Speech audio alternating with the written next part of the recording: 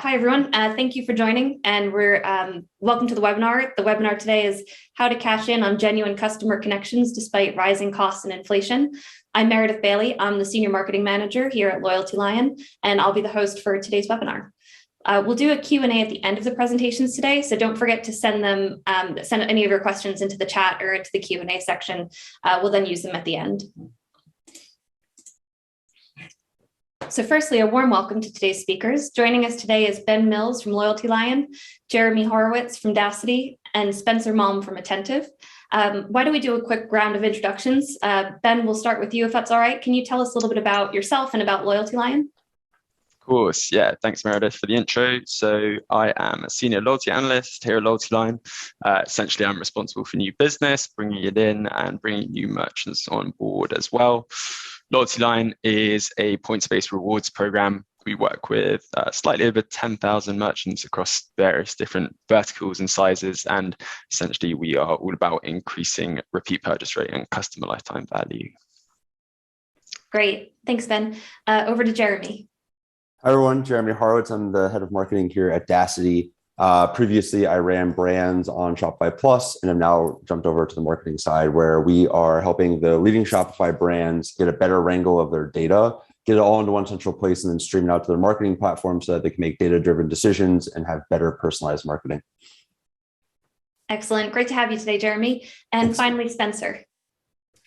Yes, hi everyone. My name is Spencer. I'm a senior partner manager over here at Attentive, working with our tech partners, agency partners, and customers directly to ensure that the adoption of SMS into their overall digital strategy works really well. So that kind of leads into the background of Attentive. So who we are, for those that aren't familiar, we are the leading SMS marketing platform out there, working with well over 5,000 brands to really turn SMS and mobile communication into a top performing channel as quickly as possible. Fantastic. Thank you, everyone. So let's get started by diving into the good stuff. Before we hear from our speakers, we're going to quickly just take a look at what's happening in the world right now and why we're seeing less consumer spending as a result. Since the pandemic began, demand has been extraordinary for goods over services. And I think we all know that the supply chain has struggled to keep up. This has contributed to a rise in inflation. It's currently sitting around 7.9%. It's the fastest pace in more than 40 years. And in addition to this, consumers are also grappling with a massive surge in gas prices. It was something like 7% in February alone and continuing to rise. All in all, your customers are starting to feel the pinch, and you wouldn't begrudge them for being cautious with their money at this time. But there is still an opportunity here. Consumers finished up 2021 with $1.4 trillion in savings, and they're choosing to shop with brands that give them more value and are more aligned with their personal values. And actually, over 2/3 of customers say they would be loyal to a brand if it shared the same values as them. So clearly, it's time to cash in on some of those genuine customer connections instead. So today, Loyalty Lion, Dacity, and Attentive are here to share ways that you can motivate customers to shop with you despite the rising costs and inflation, and to do it in a way where where you don't have to necessarily rely on discounting and anything eating into your profit margins. So without further ado, let's hear from our first speaker, Ben Mills. Perfect. Thank you very much, Meredith. I'm going to just share my screen.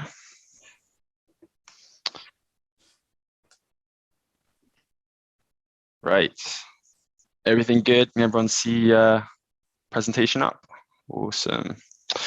Right. So the discounting playbook is just a piece of collateral we recently released. It's fairly self-explanatory, sort of a bit of an alternative way to incentivize purchases, avoiding using the traditional discount route.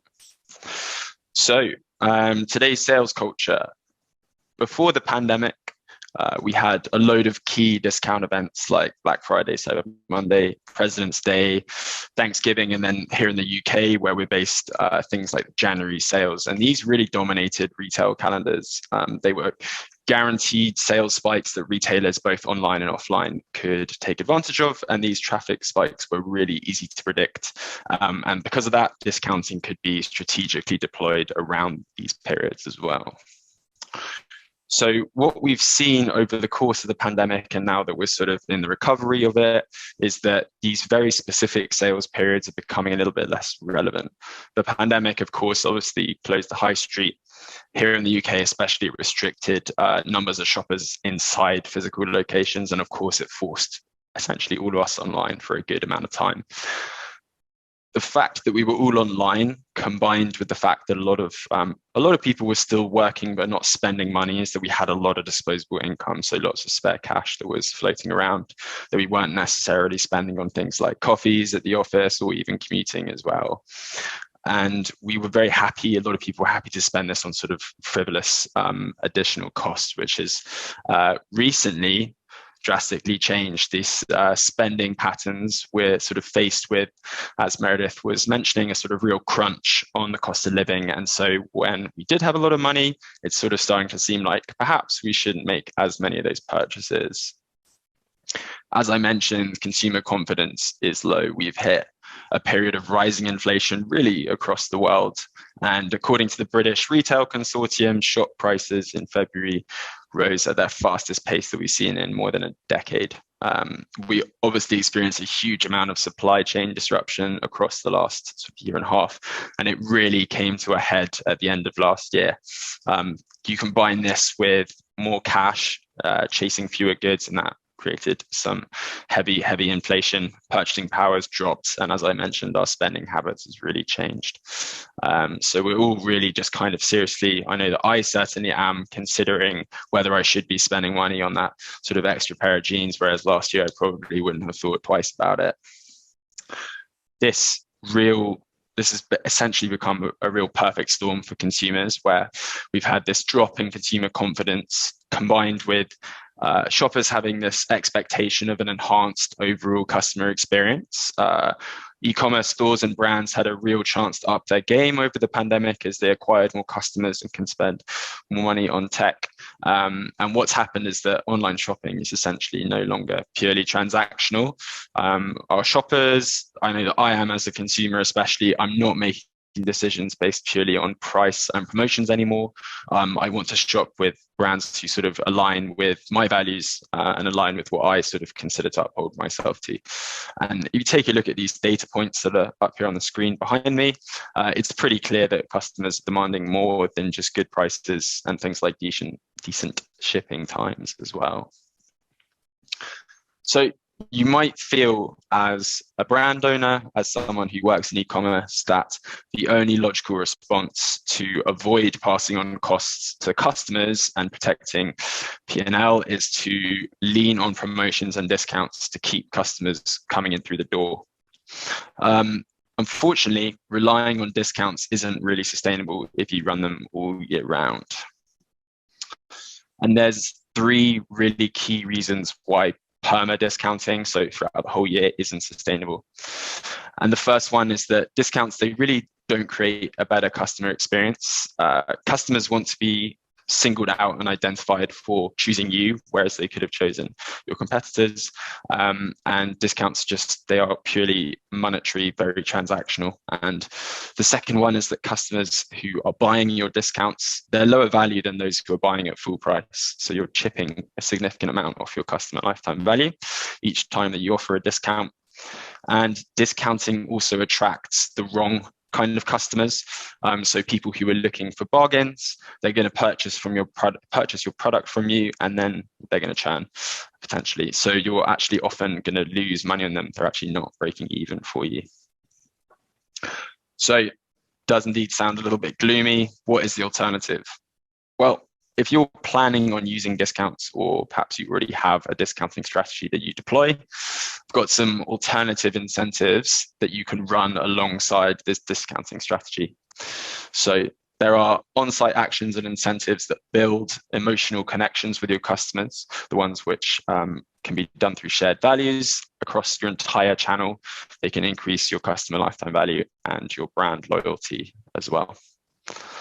So on this slide, as you can see in the blue, 76% of customers feel positively about brands who offer unconditional discounts. And this seems intuitive, right? It seems like it makes sense. Discounts are very attractive. Who doesn't like saving money off something? But consumers feel just as positively, and this is through our own research that we did recently, about brands that offer alternatives like loyalty points, free shipping, and charitable initiatives as well. So you might think that these positive feelings don't drive revenue in the same way the discounts do, but the stats behind me speak for themselves when we ask customers to think about key sales periods like Black Friday, and then some of the other ones in the UK that we run as well. Alternative incentives were just as likely to get them to purchase. So really there is, as you can see, a pretty negligible difference between the effectiveness of these alternative incentives. These alternative incentives, they promote positive reactions across the entire customer journey. They're not just for the point of sale when you're putting in your card details. The key problem with discounting is that it's a one-off promotional strategy. So once you've used your discount, you forget about it, right? You plug it into your Shopify checkout, and then when I look at my bank statement, all it is a charge. It doesn't remind me that I got a discount for it. So what these key alternatives do is that they can be used throughout the entire customer journey. So not only at the point of sale, but they increase conversions, engagement with your brand across all its platforms, and brand loyalty at the entire customer journey. So a well-timed email about a points balance or a free shipping voucher that customers just earned will attract them back to your store with the same effectiveness that a discount does, but it's not going to cut into your margin so heavily. Just wait for that to load. Perfect. So one other very important thing to do is, because we've been focusing a lot on the customer, is that these alternative incentives, they really benefit you as well. So leading with a discounting strategy is one-sided, right? Your customers are encouraged to buy, but your margin on those products is really damaged. And these alternative incentives, they create a favorable customer experience and they make you more money.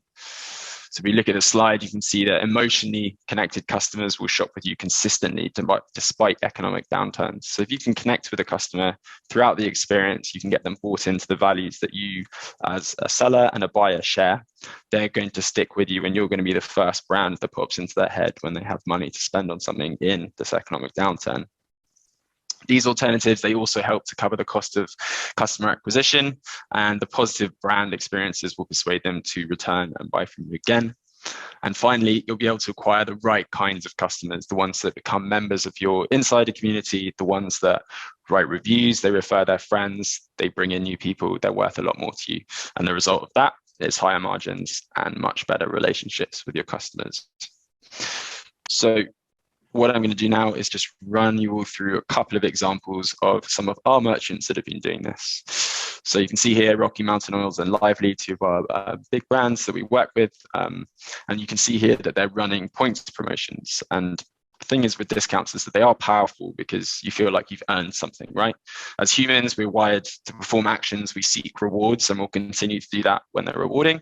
And this can actually be replicated with points. So points earned for making purchases and performing actions on your site as well. So you can see here that Lively runs double points days in place of discounts quite frequently around certain sales periods especially, and it's a really attractive incentive to make that initial purchase but then also join the rewards program, which is going to lengthen out their customer life cycle as well. The knock-on effect of this is that they see their points balance grow, they'll return to redeem those rewards, and then that's going to accelerate them towards their next purchase as well.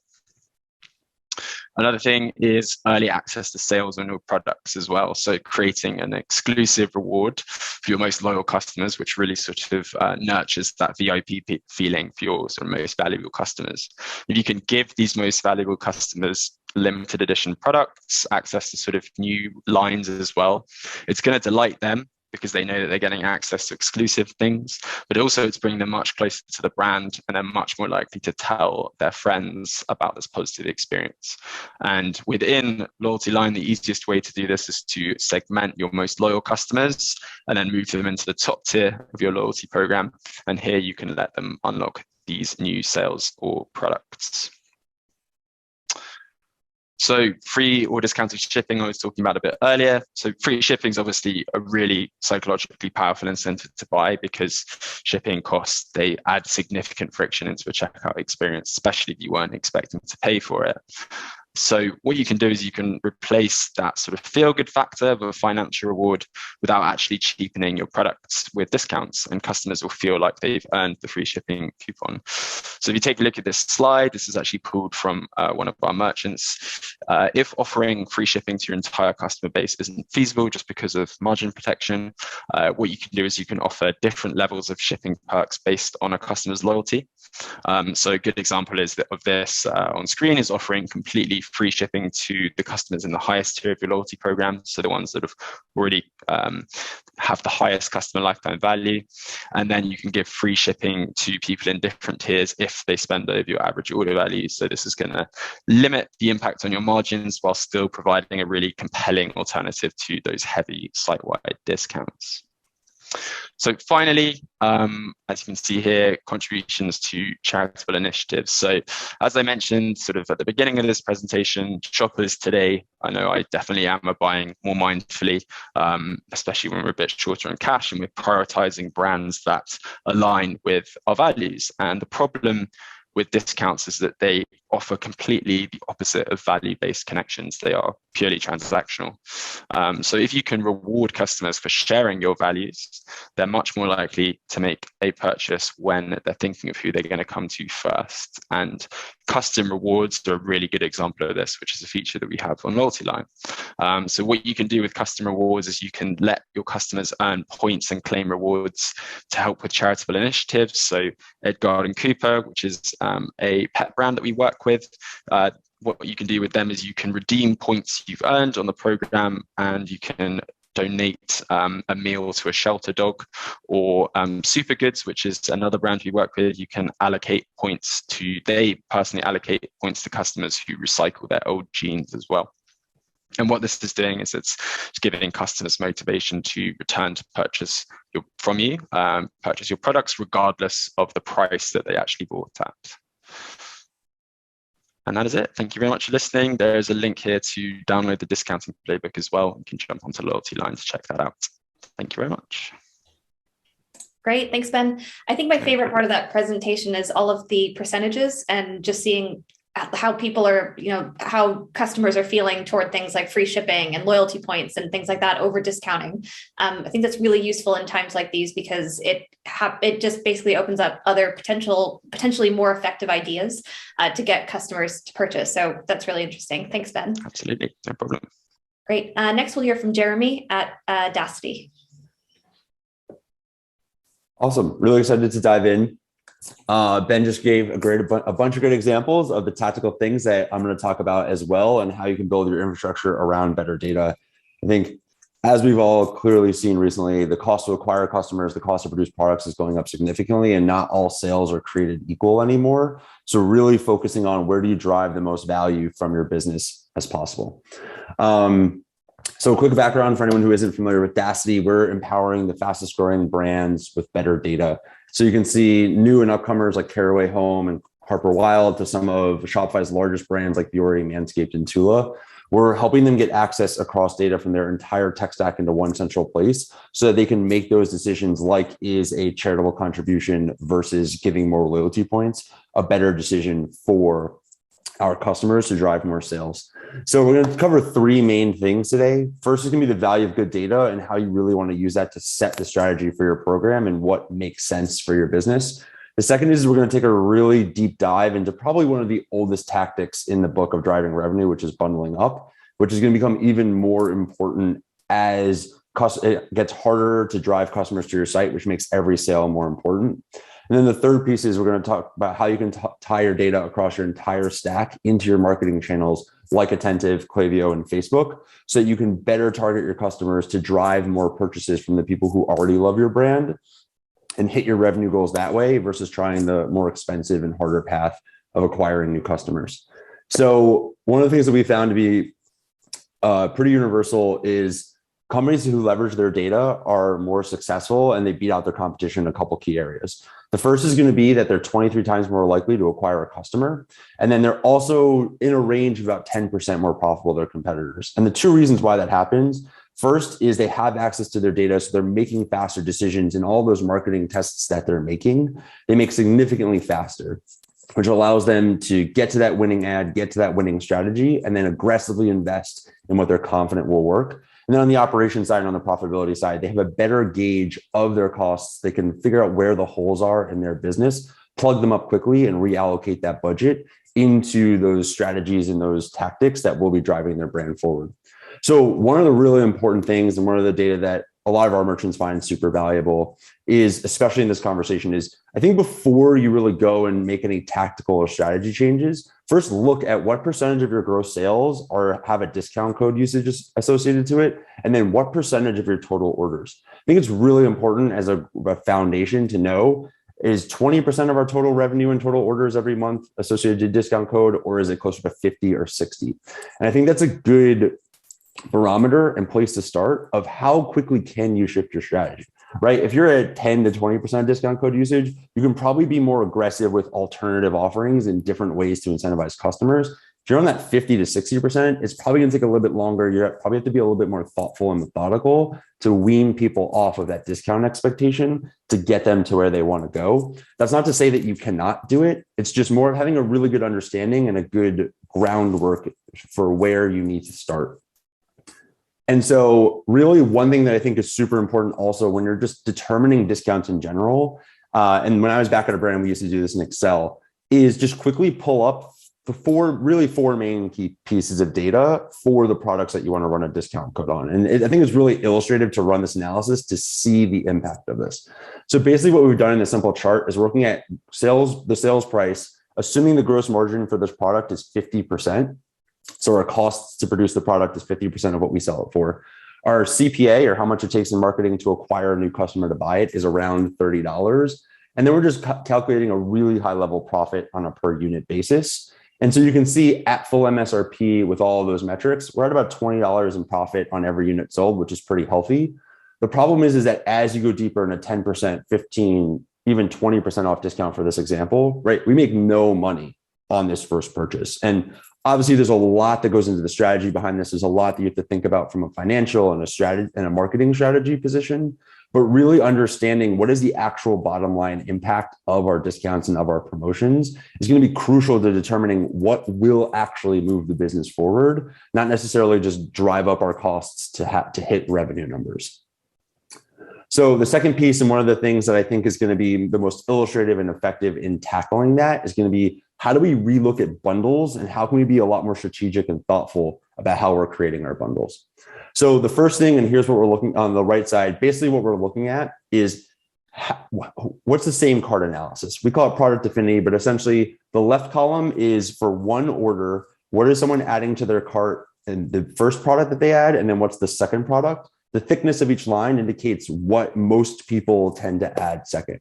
This is a great baseline to figure out what your bundle should be if you're not offering it, or how to improve your bundles, right? Your AOV can go up so much by even bundling 2-3 products together that you can drive, for every dollar you spend in marketing, you can drive a lot more in sales when you can convince the people who are already bought in to buy from you just to buy more. And this is a really good place to start because it gives you a good litmus test where it's not as risky to launch bundles. And essentially what you're seeing here is your customers creating bundles for themselves.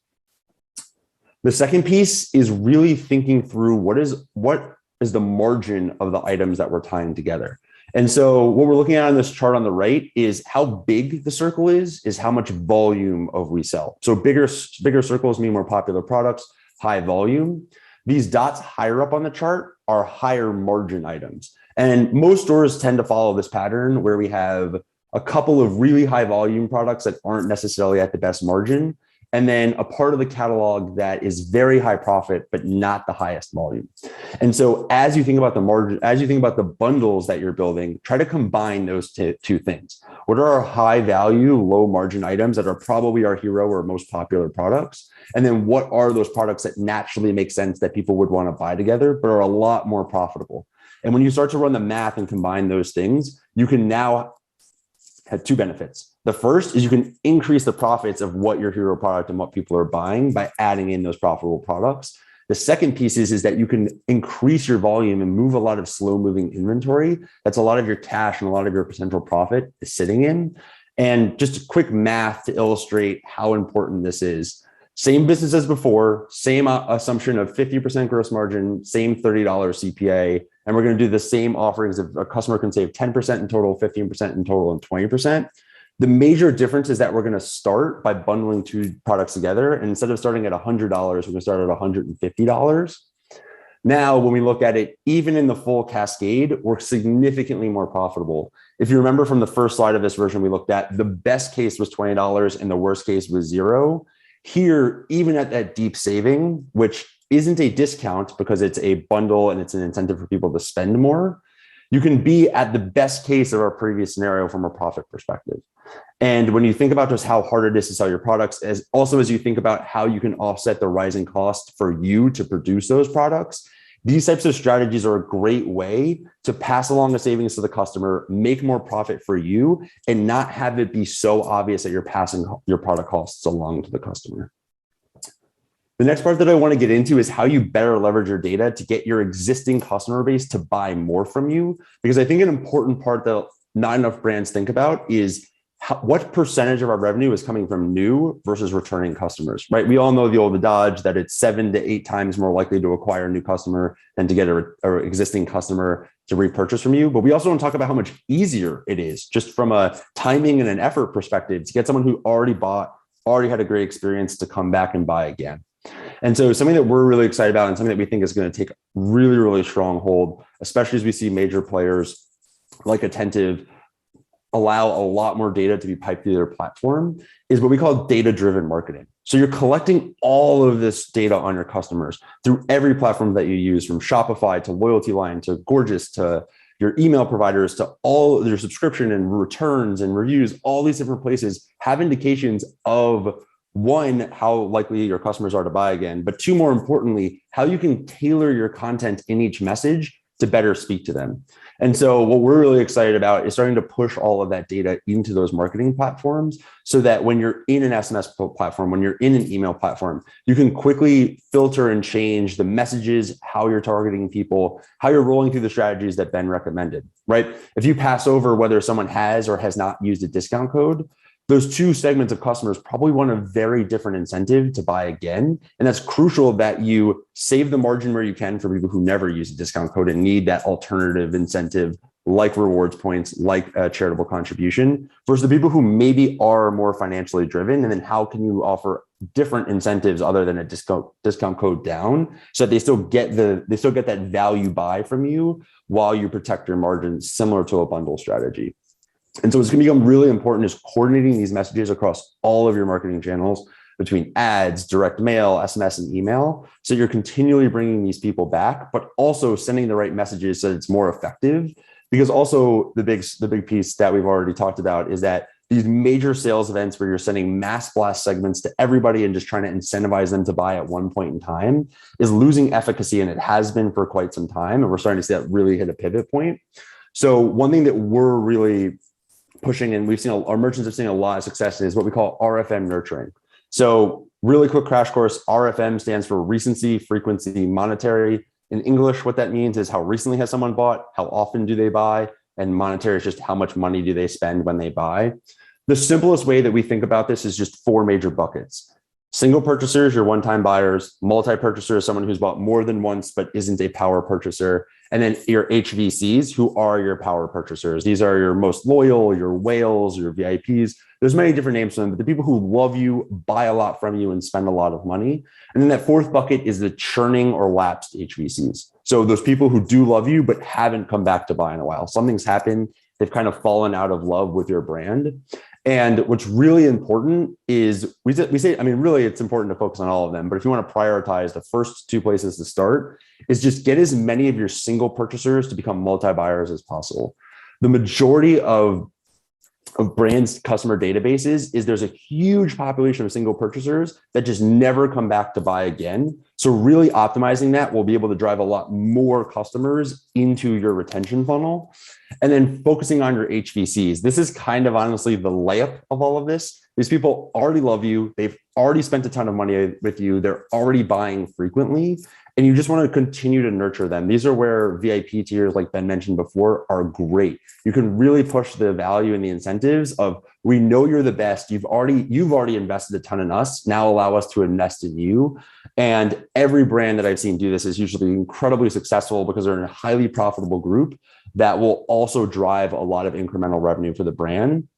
The other third piece is the last piece, the kind of 2.B of that, is just make sure you have a win back for everybody who's falling out of that high value customer piece. The LTV of this group is so high and so influential for your brand that anyone you can win back as they're defecting is going to have a massive impact on not only your retention rates, but also your LTV.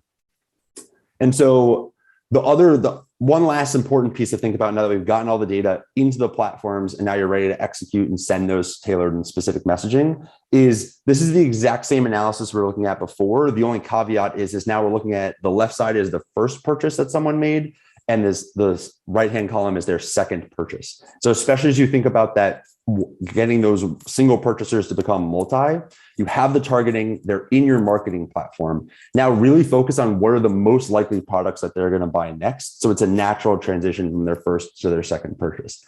And you can get really creative with this, where you can tailor this by the time between orders. So we know this group of customers usually takes this long to buy.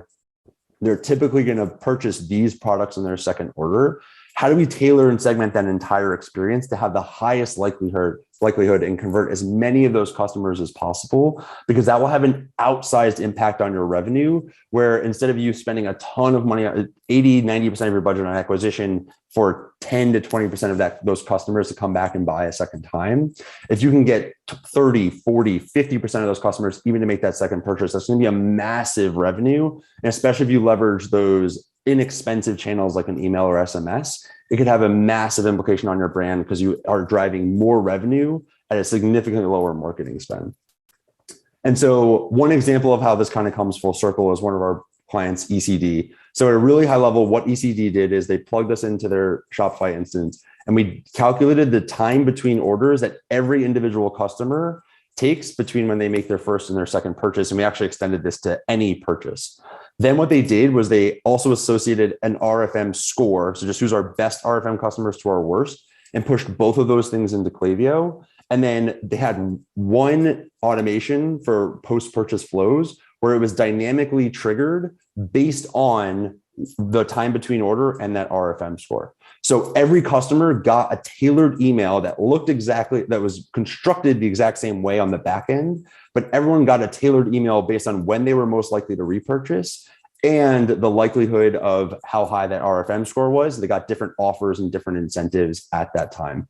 And the massive impact for the brand that was really where they saw a great return from doing all of this work was their conversion of customers increased a lot, because instead of trying to incentivize customers to pull in their purchasing frequency, they went with the flow and just naturally reminded customers when they wanted to buy, hey, here's the time. So they saw way more customers buy.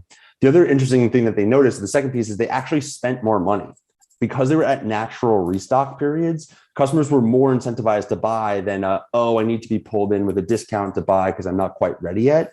They actually saw the exact opposite effect, where because they were naturally timing it, people would buy more. So they were seeing more profitable customers, higher retention rates, and more revenue per customer at that time. So this is just one example of how you can do this. There are many, many different use cases, but by combining all of these things, really focusing on how you improve your revenue per opportunity, especially as costs rise and it becomes harder to acquire a customer, is going to be really impactful. And that is my time. Thank you, everyone. Great. Thanks so much, Jeremy. It's a really good reminder. I think when you have customers that are spending less, and on top of that, we have less access to data as marketers more and more. So it's more important than ever that data is working together, that we can see the data across all those platforms. So thank you very much for that. Definitely. Great. And last but not least, we go over to Spencer. Yes. Thank you, everyone. And really glad to be speaking with everyone. I think that both Ben and Jeremy have both delivered some really interesting points on, the topic that we're discussing today. And I think that I can kind of help bring everything home with actually directly communicating with the consumer over SMS. So again, just a quick refresher on who we are. Largest SMS platform out there, and our message is to turn SMS into a top performing channel. It's growing at an extremely rapid rate, given how consumer preferences are changing. I'll go into that in a second. But again, want this to be a top performing channel as quickly as possible. And I think there's a lot that we can do to build off what Ben and Jeremy shared to actually execute and drive stronger engagement with consumers by leveraging data that's been captured and also utilizing various things like loyalty programs. So to dive into how we play into the whole equation, just setting the foundation of where SMS is and how it's grown so quickly. Everyone on this call, I'm sure, is familiar with the changes that are happening out there in the industry, outside of like the economic side of things, but even in our own backyard with like the changes to iOS 14, there's going to be upcoming changes with 15. Email performance has been declining at a rapid rate. So we need to find new ways to communicate with customers, which SMS provides a really strong alternative, since it is a very strong channel for both acquisition and retention. Because when you think about it, customers that actually do give you their phone number want to hear from you via SMS. And it's a great way to know that they're interested because, a phone number is very accurate. Most people only have one phone number and it very rarely changes. I've had the same phone number I've had for the last 15 years. So it's a great data source to utilize, and it's very intimate. We're always on our phones. I'll be honest with everyone, my phone is sitting right here. So whenever the screen lights up, I see it. We're checking our phone hundreds of times a day. And there's a good change that's happening in the industry where, consumers do want to hear from brands via SMS. 90% are saying that they do want to, and this impact is being felt by marketers, where almost 100% of marketers are now saying that text messaging is very impactful and helping drive more revenue. But we want to be very thoughtful about how we utilize it, especially when you think about like ways of acquiring new customers. Yeah, that's great. But as Jeremy had mentioned, there's a whole untapped potential in nurturing your audience to come back. And those people that have given you their phone numbers are going to be those most loyal ones. But it's really critical that you then build a deeper relationship with them, as opposed to one that's just set up on discounts. And this kind of rehashes what Ben was saying earlier. But we've actually seen for the brands that use SMS that really only utilize it for sending discounts out to the brand, out to their customers, it does actually have a lasting impact on their brand themselves, and can actually have impacts like upset a lot of the customers who may have purchased at full price. It can create a perception that your product may be lower quality. You can just train customers to just wait for periods of discounts. And at the end of the day, it'll just be noise. Like, I'm sure all of you on the call, if you open up your email, you probably have thousands of unread emails in your promotions tab, and probably 70% of them are some sort of discount. So we want to be making sure that we're not training customers to have these types of bad habits of just only looking for deals. And I want to walk you through, 3 of my favorite strategies that our customers use that are not necessarily promotional, that can add meaningful value between you, the brand, and your customers.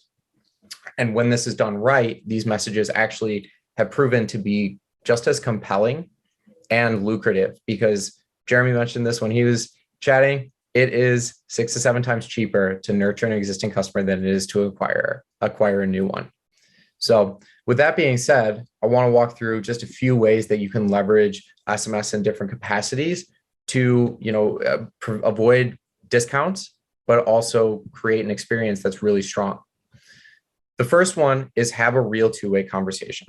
So what's cool about SMS, and when you think about humans as just a being, we are a social species. We develop trust and relationships with people by having conversations. So it's very easy to understand what the value is in talking with your customers and the impact it can have in influencing purchases, but also driving loyalty at the same time. What we see as being a huge pillar of e-commerce in the future is going to be conversational commerce. So it only makes sense that SMS would be a great fit for that, given that it is conversational by nature. And you just think about it in your day-to-day life. We use our phones to text our family, our friends, coworkers, loved ones. So really, it's natural that a consumer would want to have a conversation with that same brand, right?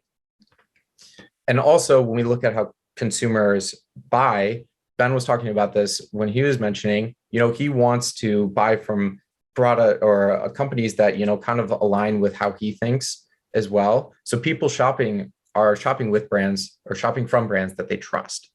So if you can engage them through a two-way conversation over SMS, this will really help drive a deeper personalized connection that will help you cut through the noise and drive a greater brand recall. And what I think is really interesting, given that I kind of have a backdoor look at what goes on behind the scenes of SMS, is we've noticed that companies that do leverage conversations over SMS and do communicate back and forth over text with customers, those customers they're talking to actually end up spending over 30% more on average, and they're more likely to buy again, which, makes a lot of sense if, in my opinion, if you think about it. If you're able to provide targeted product recommendations, and then you're able to maybe help someone real time over SMS as if, you were texting your best friend, that's a really great, authentic experience. And what we've seen is that the revenue, for the most part, generally follows.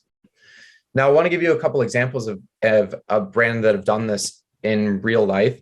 But before I dive into it, there's so many ways that you can set up conversational SMS messaging. You can set it up in your triggered journeys. So your welcome series, your cart abandonment flows. You also can integrate SMS into your customer service platform. So if you use a Gorgeous or a Zendesk, you can connect that way. And then the final way is leveraging one of our newer products called Attentive Concierge, which came about through our acquisition of Tone last year, which they were a conversational commerce. So allows for real-time, quick responses based on answers. But knowing how you can set it up, I wanted to spend time looking at one example, one of my favorite examples of a brand that did a really good job of working conversation into just some of their triggered journeys. So Elemis wanted to create a more interactive and personalized experience for their browse abandonment journeys. And how they went about doing is they just set up a simple A/B test where 50% of their audience got product recommendations that were based on their shopping interests in a triggered message. And then the other 50% just got a one-way message, no specific product recommendation. And what's interesting is that those who did actually get those strategic, specific message recommendations, they actually saw a 6x higher click-through rate on those messages and even a 2x higher conversion rate, which is really interesting. And I think really supports some of the info that Jeremy was running through, because if you look at how they set it up, it's really quite simple. Someone abandoned their browser, sent a simple message that say, hey, are you still deciding what product you want? Let us know what you're looking at. Reply 1 for deeply hydrating moisture, 2 for radiance boosting, 3 for anti-aging. And based on that response, they're able to send targeted messages.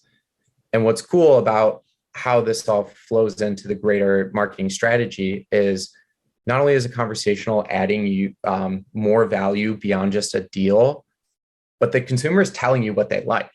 So then you can use that data to help you send more personalized messages in the future and personalized recommendations that are going to get people to continue to engage, which is really cool to see. So that's the conversational side of things. The second strategy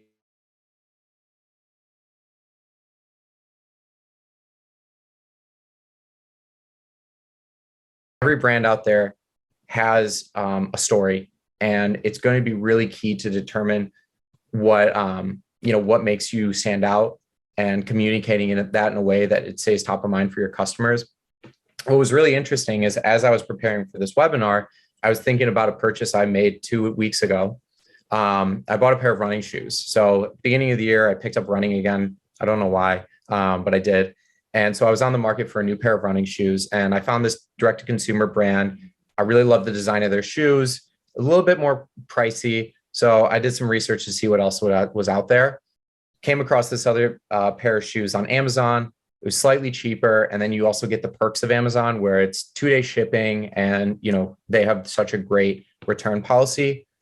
But despite the cheaper cost and the perks that Amazon provide, I actually ended up buying the direct-to-consumer brand's running shoes. And when I was thinking through why I actually did make that decision, it was a lot of their content that helped kind of push me through the funnel. I really bought into their story. When I was searching, I subscribed to their email and their text list. So as I was like looking around for a couple of days, they were continuously sending me messages, educating me on their product and its quality.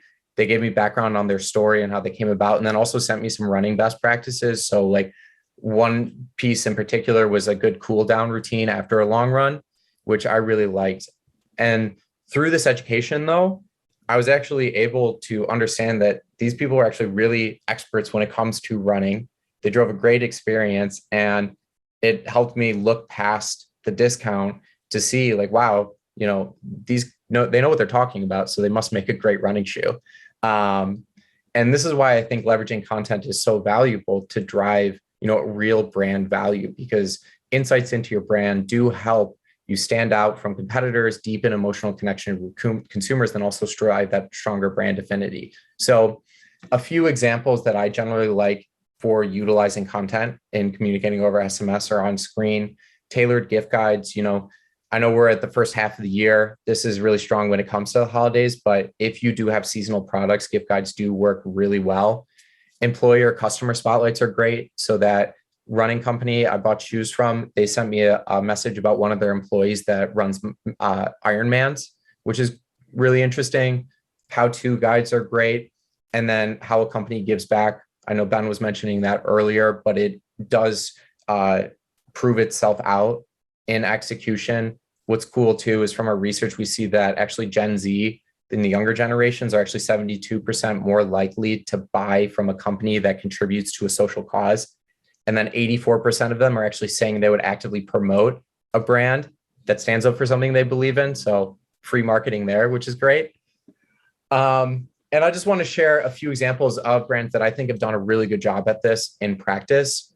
So over on the left, you have Olive and June, really to help amplify kind of their educational initiatives. They're sending out SMS to subscribers in an automated post-purchase flow, messaging them to ask them if they've actually watched their mani and pedi tutorials. So like how-to guides.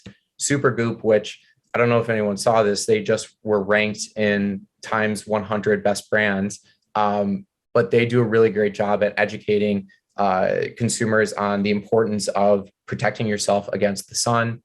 And then Made the Label does a really interesting job, in my opinion, on educating its subscribers about, sustainable fashion. And what they do is they actually release an annual impact report every single year to share kind of how they approach ethical manufacturing and, their overall environmental footprint. So these are just a few examples. The opportunities are endless. And there's always a story that can be told. But I think what a key takeaway should be is when it comes to content, really have a strong strategy in place, be intentional about it, and absolutely leverage those own channels to really disseminate this type of information to your consumers.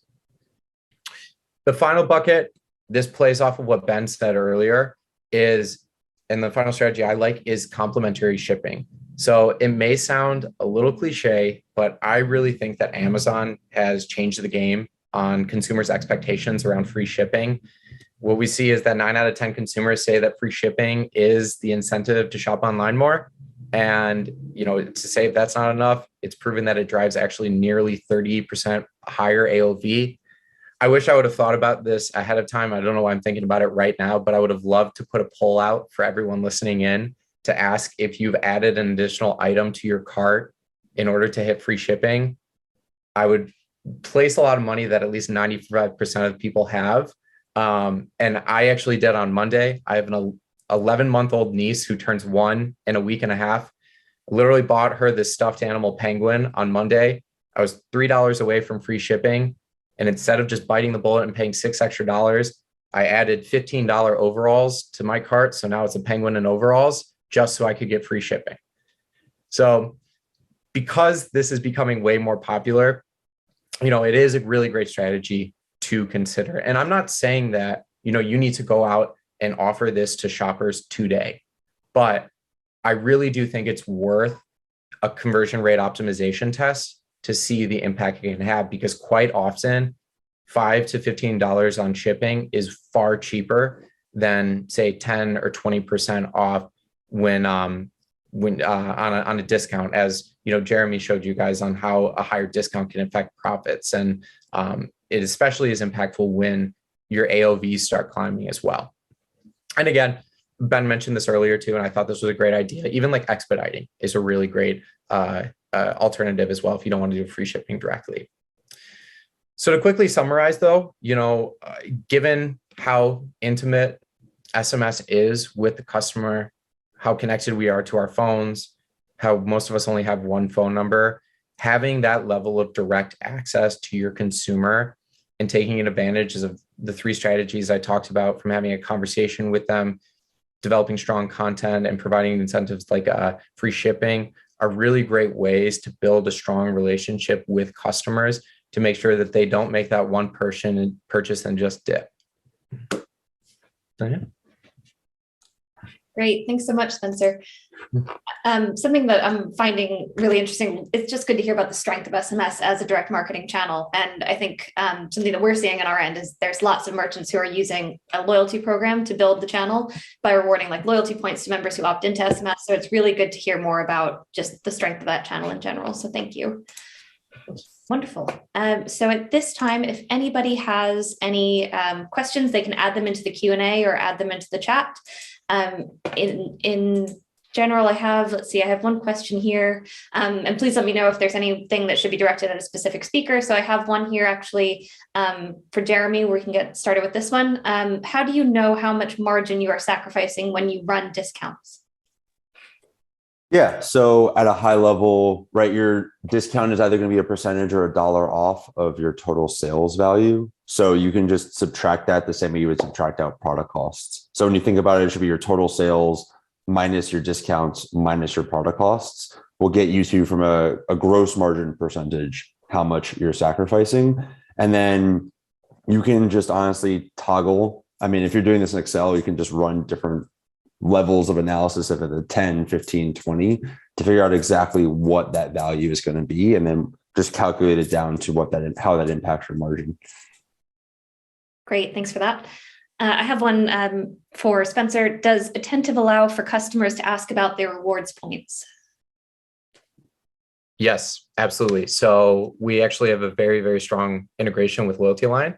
So you can actually ingest loyalty data and use that to power sends as well. So like if someone's about to up level from a silver tier to the gold tier, or they have loyalty points that are expiring, you can ingest that data and power automated sends through that to make sure that they're taking full advantage of their loyalty program, of driving repeat purchases and engaging them over SMS. Great. And I also have a question actually similar for Jeremy. Does Dacity have a direct integration with Loyalty Lion? We don't yet, but I would love to learn, for anyone who has a request, what data they would like us to integrate with, because it is currently on our product roadmap. Wonderful. I have one here for Ben. How hard is it to adapt a loyalty program so that it can deliver these alternative incentives? That's a good question. Yeah, it's very simple. So things like tiers and, like as Spencer mentioned, sort of allowing for expedited shipping. It's all sort of included in. It's a very easy sort of modular setup. So you can go into your backend and set it up in 5-10 minutes, and then fill it out with the kind of alternative incentives that you want to put in there as well. Things like changing discounts, swapping it out so that you can earn points for things like social sharing as well. So earning points for following a brand on Instagram is a really easy sort of low-hanging fruit option to choose from, that you can earn points for, that you can then put towards a reward in the future. And we recommend that all of our customers across their entire, like of all different sizes, set up social sharing as a reward. So yeah, it's very, very quick and easy to do. Great, thanks so much. And I think this one's probably for Jeremy, but possibly for Spencer as well. What top 3 attentive journeys would you recommend using Dacity data with? Ooh, that's a good question. Top 3. Okay. So my first one would be your post-purchase follow-up. And then what I would do is I would route in those 3 RFM segments, so single, multi, and HVCs. And then you just have one branch in that journey where you tailor your SMS messages to each one. My second one would be a HVC or a VIP welcome series. So somebody becomes a VIP, you hit them with an SMS message, either highlighting what it means to be a VIP if you have VIP tiers, sending them a survey, asking them what they wanted, like how you can improve the program, or even just like giving them some sort of incentive to come back and buy again. We've seen all three of those things work. And then my third one would be telling your abandoned cart. People actually, I think that this is a very underrated optimization, and with Dacity, you can make this really, really robust. I think you could actually even do this with data in the Attentive platform today. But even just changing it's the simplest use case is new buyer versus returning buyer. And even the difference of being like, hey, Jack versus welcome back, Jack. I've tested that a lot from new purchases and returning purchases. I think if you even do that out to your HVCs, of that simple tailor really increases conversion rates, because it's just that simple content update of like, everyone knows they're being tracked across the internet, and everybody knows that you have their data at this point. And we're actually seeing, especially with younger generations, that when they actually want the personalization, they actually want you to leverage their data in a really good and meaningful way. And just simple content updates like that, you'll be shocked by how much it improves your conversion in AOV, because you're just better tailoring your message to your customers at the stage that they're at. Great, thanks for that. And Spencer, I have one for you. What are some of the most common misconceptions people make when thinking about SMS and retention marketing? Ooh, that's a good question. So I would say that the job really does not stop at the purchase. So a lot of times we see someone, make a one-time purchase and then the brand just kind of forgets about them. You don't want to be the brand that, says nothing after the purchase and then texts them again out of the blue 2.5 months later for another purchase. There's really no value that we see in that like one-sided relationship. And this will actually also most likely to forget that, you have a text channel even set up with the brand. Great, thank you for that. Unfortunately, I think that's actually all the time we have for questions today. But if you have any questions after this, feel free to reach out to Loyalty Line on our website. Spencer and Jeremy, is there somewhere where our listeners can reach out to you for questions to Dacity or Attentive? Jeremy at dacity.com. And if you want a 15-day free trial, dacity.com, DAASITY. I'm the same. I just dropped it in the chat. My email is smalm@Attentive Mobile. We do offer 30-day free trials if you want to give SMS a shot. But if you have any questions or follow-ups, please shoot me a note and I'd be more than happy to help out. Perfect. Thank you so much to our speakers for such a great webinar today. It was really informative. We'll send the recording out to all of the listeners. So if you want to listen back again, you can. But thank you so much for joining today and have a great rest of your day.